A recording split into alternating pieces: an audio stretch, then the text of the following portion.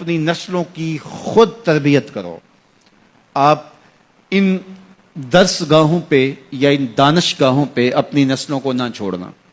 اگر چھوڑو گے تو پھر وہی ہوگا جو ان درس گاہوں کے پڑے ہوئے لوگ گل کھلاتے ہیں. آئے روز پاکستان کے مختلف وزیر کوئی نہ کوئی ایسی بات کرتے ہیں کہ قوم ان کی عقل پہ ماتم کرتی ہے کہ یہ کون سی مصیبتیں ہمارے اوپر مسلط کر دی گئیں. اور اب وزیر اعظم پاکستان نے جو بات چھوڑی ہے اور جس لہجے میں بات کی ہے، تو یہ جو ہے وہ معاملہ اس لیے ہے کہ انہوں نے پڑھا ہی وہاں سے ہے جو مرتب کردہ نصاب ان لوگوں کا تھا. جب 1857 کی جنگ آزادی ہوئی تو جو ادھر کے لوگ تھے انہوں نے اس کو غدر کہا، لیکن ہم اس کو جنگ آزادی کہتے ہیں. تو جو بھی لفظ بولے جاتے ہیں اس کے پیچھے نظریات ہوتے ہیں.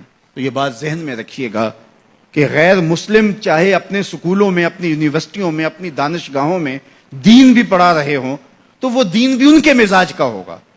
تو وہ ظاہر ہے ان کے ہاں غنیمت کا لفظ ہی موجود نہیں ہے تو وہ لوٹ مار نہیں کہیں گے تو اور کیا کہیں گے، چونکہ ان کے ہاں یہ اسلامی اصطلاح ہی موجود نہیں ہے. تو وہ کس طرح اس کو جو ہے وہ غنیمت کا لفظ بول سکتے ہیں؟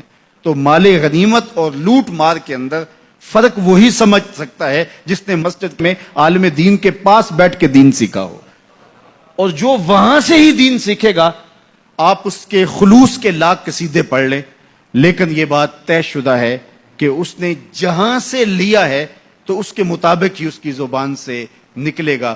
اقبال نے جو لیڈر کی خوبیاں بیان کی، یہ خوبیاں ہونی چاہیے. چیبائد مردرا تبے بلندے مشرب نابے دلے گرمے نگاہ پاک بینے جانے بے تابے. یہ 5 چیزیں ہیں. ان میں سے دوسری چیز مشرب نابے، اس نے جہاں سے پانی پیا ہے، جہاں سے اس نے غذا لی ہے، جس گھاٹ سے اس نے اپنی غذا لی ہے، وہ مشرب پاکیزہ ہونا چاہیے.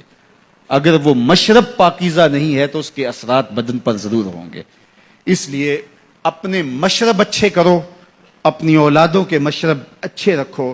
یہ فیشن کے فلاں سکول میں ہم نے اپنے بچوں کو داخل کروانا ہے، یہ نسل کو لے ڈوبے گا. یہ 4 دن کی زندگی اصل ہماری زندگی آخرت کی ہے.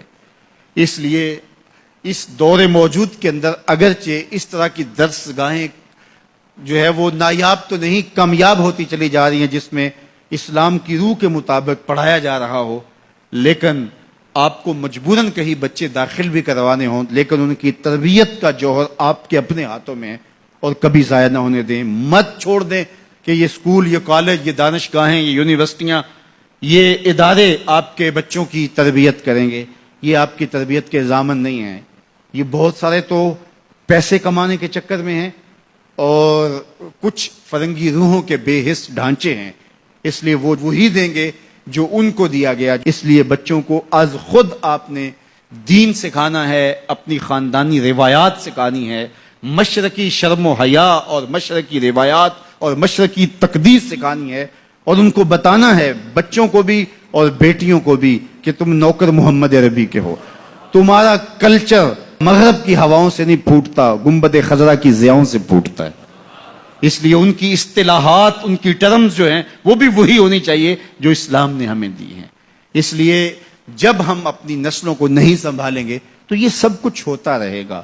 اس لیے میں اور آپ اچھی طرح سے اپنی نسلوں کو سنبھالیں. اس وقت تو میں یہ فکر لگی ہوئی ہے کہ ہماری آنے والی نسلوں کا کیا بنے گا. اس وقت پوری اسلامی دنیا جس طرح ری شیپ ہو رہی ہے اور جس طرح اس کا جو نقشہ بننے جا رہا ہے اور مغرب اس کے اوپر جو اربوں خربوں پہ خرچ کر رہا ہے، ظاہر ہے نسل کشی کر کے بھی دیکھ لیا، اتنے لوگوں کو مارا تو نہیں جا سکتا، تو اب کیا کرو، کو ان کی زندگیوں کو تبدیل کر دو، ان کی ڈائریکشن ہی تبدیل کر دو، ان کا راستہ ہی تبدیل کر دو. اب ضرورت یہ ہے کہ ہم نے اپنی نسلوں کو خود ان کی حفاظت کرنی ہے.